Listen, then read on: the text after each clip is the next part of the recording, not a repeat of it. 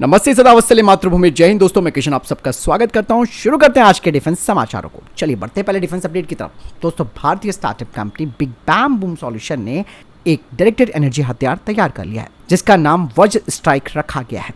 और ये दोस्तों एक cutting edge directed energy weapon है जो कि एरियल थ्रेट्स को आसानी से बेअसर कर सकता है।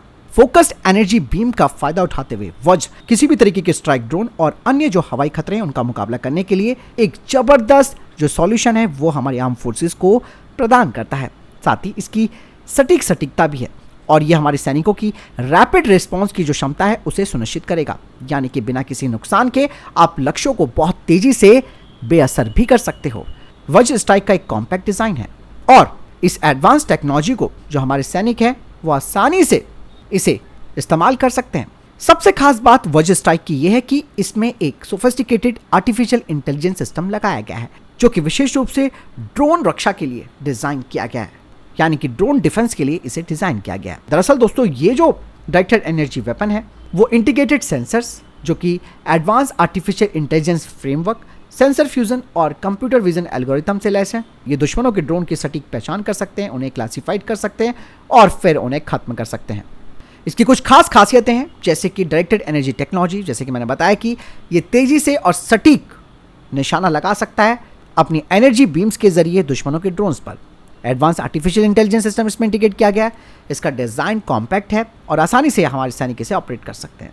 हालांकि अभी इसकी रेंज के बारे में खुलासा नहीं किया गया है, लेकिन इतना तो है कि भारत की प्राइवेट सेक्टर की कंपनियां डिफेंस के क्षेत्र में काफी तेजी से काम कर रही हैं और उभरते हुए खतरों से कैसे मुकाबला करना है उसकी तैयारी कर रही है। और बिग बैंग बूम सॉल्यूशन दोस्तों आप सब जानते हैं कि ये एंटी ड्रोन सिस्टम बनाने के लिए माहिर कंपनी मानी जाती है और अब उनका ये जो डायरेक्टेड एनर्जी वेपन है ये भी एक बड़ा गेम चेंजर होने वाला है। चलिए बढ़ते हैं नेक्स्ट अपडेट की तरफ। दोस्तों, भारत ने मिसाइल परीक्षण के लिए एक नो टर्म वार्निंग जारी की है और इसका डेजिग्नेटेड एरिया 1390 किलोमीटर बताया गया। हो सकता है कि इस दौरान अग्नि 1P का परीक्षण किया जा सकता है। मिसाइल का परीक्षण 3 या 4 अक्टूबर के बीच हो सकता है। चलिए बढ़ते हैं नेक्स्ट अपडेट की तरफ। दोस्तों, अजरबैजान को JF-17C फाइटर जेट मिल चुका है। ऐसे में दोस्तों क्या अर्मीनिया को अब भारत के तेजस फाइटर जेट को लेना चाहिए? दरअसल दोस्तों JF-17C ब्लॉक 3 को पाकिस्तानी एरोनॉटिकल कॉम्प्लेक्स और चीन की चेंदगू एयरक्राफ्ट कॉर्पोरेशन ने सहयोग के साथ विकसित किया है। यह फाइटर जेट एक मल्टी रोल फाइटर जेट माना जाता है जो कि अजरबैजान की सैन्य क्षमताओं को बढ़ाएगा। JF-17C ब्लॉक 3 के अधिग्रहण से अब अजरबैजान की जो वायु शक्ति है यानी कि एयर पावर है वो काफी बढ़ जाएगी और इससे अब अर्मीनिया के ऊपर प्रेशर बन गया है। वहीं अगर अर्मीनिया की बात की जाए तो उसके पास 4 Su-30SM है और साथ ही साथ 16 सुखोई Su-25 फाइटर जेट्स हैं जो कि मुख्य रूप से जमीनी हमले के विमान के रूप में काम करते हैं। लेकिन अब यहाँ पर क्षेत्रीय संतुलन बनाना अर्मीनिया के लिए बहुत जरूरी हो गया और ऐसे में दोस्तों अर्मीनिया के पास एक ऑप्शन है कि वो भारत के LCA तेजस मार्क 1A फाइटर जेट को खरीदने पर विचार करे।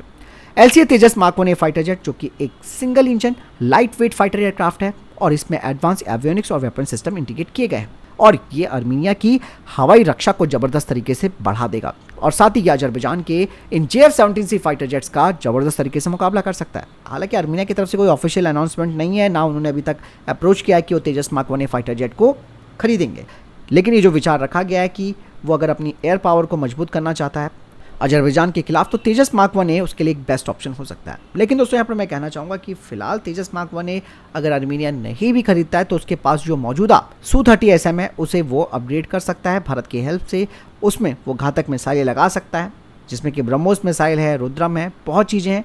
अगर 4 सुखोई 30MKI में अत्याधुनिक मिसाइलें लग जाती हैं और बहुत ही ज़्यादा प्रेशर पड़ सकता है उसके दुश्मन पर। लेट्स सी क्या होता है आगे। आपको क्या लगता है कमेंट सेक्शन में लिखकर जरूर बताइएगा। चलिए बढ़ते हैं नेक्स्ट अपडेट की तरफ। दोस्तों भारत का जो डिफेंस एक्सपोर्ट है वो अब लगातार बढ़ रहा है। रक्षा मंत्रालय और स्मॉल आर्म फैक्ट्री कानपुर ने यूरोपीय ग्राहक से 2000 मीडियम मशीन गन यानी कि MMG का एक बड़ा ऑर्डर भी हासिल कर लिया है और ये भारत के रक्षा क्षेत्र में एक बड़ी छलांग भी है, जिससे पता चलता है कि भारत की स्वदेशी हथियार की जो क्षमता है वो अंतर्राष्ट्रीय मान्यता को दिखाती है। SF कानपुर के जो जनरल मैनेजर है उन्होंने कहा कि उनके मैग MMG को वर्तमान में यूरोपीय खरीदारों की जो विशिष्ट आवश्यकता है उन्हें पूरा करने के लिए भी अनुकूलित किया जा रहा है और 2000 मैग MMG के सफल निर्यात से भारत यूरोपीय हथियार बाजार में अपनी स्थिति को मजबूत करेगा। अगर बात की जाए इस हथियार की तो उसका कैलिबर 7.62 mm का है। इस बंदूक का वजन 11 किलोग्राम के आसपास है। कुल लंबाई 1038 mm है और इसका रेट ऑफ फायर है एडजस्टेबल 600 से 1000 राउंड पर मिनट। मैक्सिमम रेंज 1800 मीटर की है। बैरल की लंबाई 545 की है। बढ़ते नेक्स्ट अपडेट की तरफ दोस्तों, भारतीय सेना 2025 से लद्दाख में लाइट कॉम्बैट हेलीकॉप्टर प्रचंड को तैनात करने वाली है, क्योंकि दोस्तों हाल ही में आपने देखा होगा कि अपाचे हेलीकॉप्टर ऊंच ऊंचाई वाले इलाके में अपना अच्छा प्रदर्शन नहीं कर पाया और एक अपाचे हेलीकॉप्टर तो दुर्घटना का शिकार भी हो गया। अपाचे हेलीकॉप्टर जो कि दुनिया का सबसे घातक हेलीकॉप्टर है, वो भी इस हाई एल्टीट्यूड वाले टेरन के लिए ठीक नहीं है। तो ऐसे में काम आती है स्वदेशी क्षमताएं और स्वदेशी हथियार, जिसमें कि जो प्रचंड अटैक हेलीकॉप्टर है वो इस भूमिका को निभाने के लिए तैयार है। लेकिन यहाँ पर सवाल ये भी आता है कि भारतीय सेना को तो अपाचे मिला ही नहीं है, तो ये खबर कैसे आई है कि 2025 में भारत लद्दाख में प्रचंड को तैनात करेगा अपाचे की जगह। लेकिन दोस्तों यहाँ पर मैं कहना चाहूँगा कि अपाचे हेलीकॉप्टर का जो पहला बैच है उसमें से जो 3 हेलीकॉप्टर्स हैं वो दिसंबर तक भारतीय सेना में शामिल हो जाएंगे।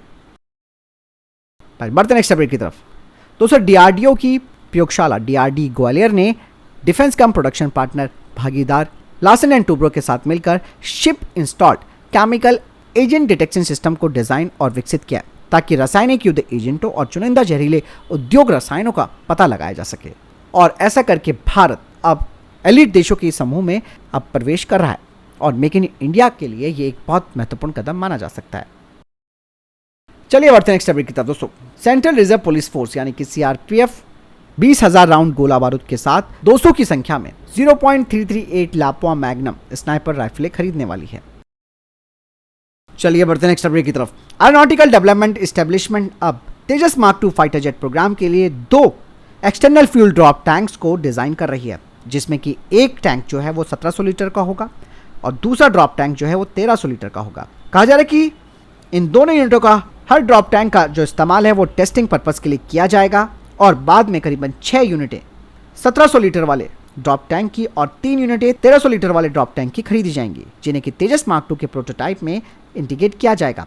और इन ड्रॉप टैंक के जरिए जो हमारा तेजस मार्क 2 फाइटर जेट है उसकी रेंज और जो इंड्योरेंस है वो बढ़ जाएगा।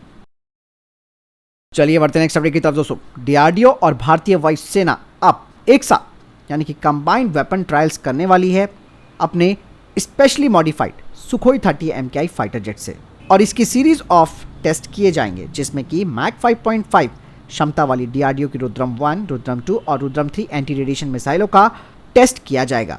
और ये जो टेस्ट बेड है दोस्तों वो डीआरडीओ को रुद्रम मिसाइल के इंटीग्रेशन, कंबाइंड ऑपरेशनल इफेक्टिवनेस और इस हथियार सिस्टम का रियल वर्ल्ड कंडीशन में मूल्यांकन करने में महत्वपूर्ण जानकारी देगा।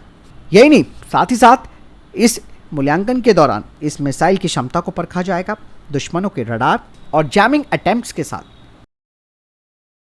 चलिए बढ़ते हैं नेक्स्ट अपडेट की तरफ दोस्तों, भारतीय नौसेना अब विचार कर रही है कि वो 2 राफेल सिमुलेटर सेंटर्स को खरीदेगी और ये जो सिमुलेटर सेंटर्स हैं वो राफेल फाइटर जेट का हाईली रियलिस्टिक रिप्रेजेंटेशन पेश करेंगे। और ये जो सिमुलेटर सेंटर्स हैं दोस्तों वो इंस्ट्रूमेंटल इन मिशन प्रिपरेशन होंगे, जिससे कि हमारे पायलटों को एक गहराई से ब्रीफिंग मिल पाएगी इन फाइटर जेट्स को ऑपरेट करने के लिए, वो भी हर तरीके के ऑपरेशनल डोमेन्स में, जिसमें कि electronic warfare, intelligence gathering, combat tactics आदि के लिए। साथ ही साथ ही हमारे पायलट्स को सुरक्षित और कंट्रोल वातावरण में और उनके स्किल्स को और सुधारेगा।